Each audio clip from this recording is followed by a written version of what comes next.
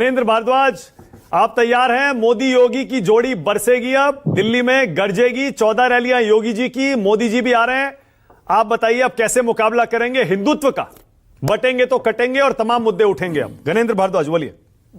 देखिए, मानक जी, अभी विनोद जी ने भी कहा कि पहली बार थोड़ी आए हैं प्रचार करने। मोदी जी ने तो 2015 का चुनाव खुद लड़ा था। मोदी जी और अमित शाह ने 2015 का चुनाव, दिल्ली का 2020 का चुनाव खुद लड़ा था। दिल्ली में कोई बीजेपी थोड़ी लड़ती है, दिल्ली में तो मोदी और अमित शाह जी लड़ते हैं। और अमित शाह जी ने तो घर घर पर्चे बांटे थे। और पिछली बार भी 2020 के चुनाव में योगी जी ने 25 विधानसभाओं में जाके जनसभाएं करी थी। उन 25 की 25 विधानसभाओं में भारतीय जनता पार्टी के उम्मीदवार बुरी तरह हारे थे।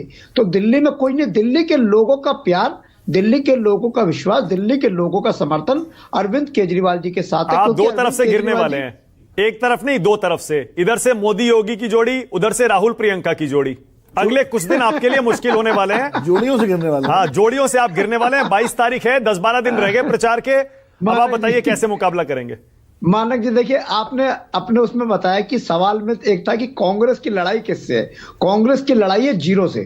कांग्रेस जीरो से लड़ेगी कि जीरो से कैसे बाहर आने, ये कांग्रेस की लड़ाई है। और मोदी जी और अमित शाह का मैंने आपको बता दिया। मोदी, अमित शाह, योगी सब दिल्ली में सारे एक्सपेरिमेंट कर चुके। विनोद जी ने बताया 2020 का चुनाव पूरा कम्युनल एजेंडे पे लड़ा। हम कहते थे स्कूल अस्पताल, कहते थे नहीं सीए एनआरसी शाहीन बाग। हम कहते थे मोहल्ला क्लिनिक बता दे, कहते नहीं शाहीन बाग। पूरा चुनाव कम्युनल एजेंडे पे लड़ा। फिर भी दिल्ली के लोगों ने 70 में से 62 सीटें आम आदमी पार्टी को दी।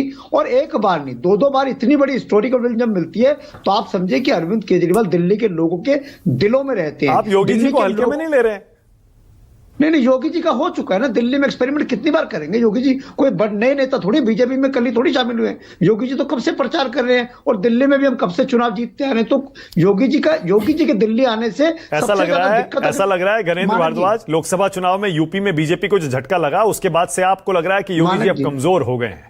मानक जी, दिल्ली में योगी जी के दिल्ली आने से सबसे बड़ी दिक्कत और सबसे बड़ी परेशानी होती है किसी को, तो वो मोदी जी और अमित शाह जी को होती है, क्योंकि वो नहीं चाहते कि वो दिल्ली आए। मोदी जी और अमित शाह का सबसे बड़ा थ्रेट योगी जी है, तो उनको सबसे ज्यादा चिंता हो रही है। हमें कोई चिंता नहीं है, क्योंकि हम तो काम की पॉलिटिक्स करते हैं, हम तो काम की राजनीति करते हैं। हम तो दिल्ली के 2 करोड़ लोगों को अपना परिवार मानते हैं। उसमें सभी सभी कास्ट के लोग आए थे। मानक जी 20 सेकेंड और।